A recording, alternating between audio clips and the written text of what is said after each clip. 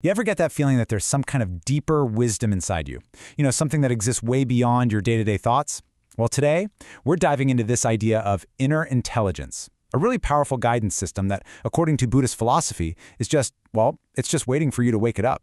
Seriously, think about it for a second. Do you ever feel like you're just a passenger in your own life? Kind of being pushed and pulled around by events, by emotions, by stuff you can't even see? Well, in this explainer, we're going to uncover why that happens and, more importantly, how you can take back the helm.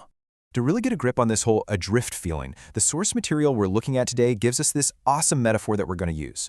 It's the idea of our life as a boat, just getting tossed about on the open sea. So picture it. Your life is this boat. The wind and the currents, they're always there, always pushing and pulling. And if nobody's at the helm, well, the boat just drifts. And here's the kind of scary part. Most of the time, we don't even realize what these forces are that are steering our life for us. So what are these currents exactly? Well, our source breaks them down for us. You've got Dharma, which you can think of as the big external natural laws of how things work. But the real tricky currents, they're internal. They're our own endless stream of thoughts, the constant demands of our ego, and then there's something called defilements. Just think of these as mental pollutants, anger, greed, confusion, all the stuff that clouds up our vision. Put them all together, and man, that is one powerful tide pushing our boat around. Okay, so if we're all stuck in these drifting boats, what's the solution? How do we take control? This is exactly where inner intelligence comes into the picture. It's the tool we need to navigate. It's our rudder and our compass. To put it simply, inner intelligence is that quiet, profound wisdom that's hiding just below the noisy surface of your everyday mind. And when you learn how to tap into it, you stop being a passive passenger. You can actually, consciously choose your destination and start steering your life right towards it.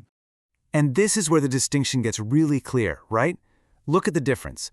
Our everyday mind, it gets involved. It engages directly with our thoughts. It analyzes. It worries. It gets totally caught up in the drama. It basically becomes part of the current. But inner intelligence, it observes from this deeper place. It doesn't get swept away. It's the part of you that actually knows how to steer the boat. Now, this all sounds amazing in theory, but how do we actually do it?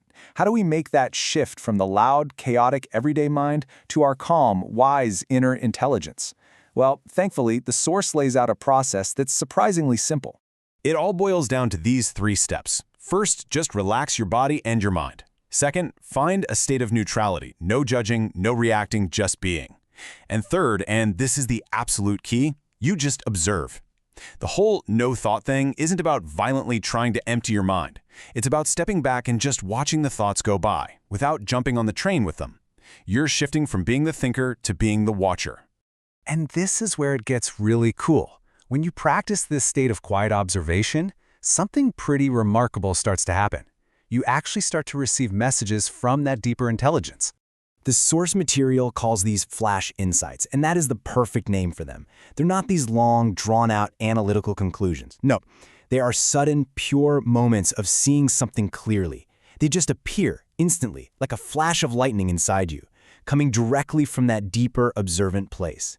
And right here, we've arrived at the most crucial and honestly the most challenging part of this whole practice. You absolutely cannot analyze these flashes of insight. The second your brain kicks in and goes, oh, what does that mean? Or is that important? Boom, you've lost the connection. You've just handed the steering wheel right back to your chattering analytical mind.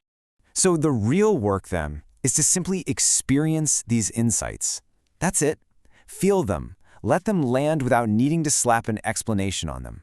Because every single time you do that, you're strengthening the connection to that inner intelligence. You're literally building the path out of the chaos. So what's the big prize for all this practice? What's the ultimate payoff? Well, it's nothing less than a complete and total transformation in how you navigate your entire life. Remember this? This is where we started. That feeling of being lost, right? Tossed around by the chaotic waves of our own thoughts and reactions, completely at the mercy of the currents. Well, this is the after. You become the captain. You now have access to this guiding intelligence that helps you consciously and skillfully direct your boat exactly where you want it to go. And the source offers one more beautiful metaphor for what this awakened state feels like. At first, you really have to nurture it. It's like a tiny sapling. You have to practice, you have to take care of it. But once that intelligence is fully awake, once that tree is fully grown, it becomes this amazing self-sustaining resource. It actually starts taking care of you. It gives you fruits or benefits, and it guides you naturally. It is, like the source says, the gem inside you, this incredibly valuable inner resource that's been there all along. So we'll end with a question for you to think about. Take a real moment to consider your own boat. What unseen thoughts, what habits, what external forces might be steering you right now? And really, what would it feel like to finally take the helm?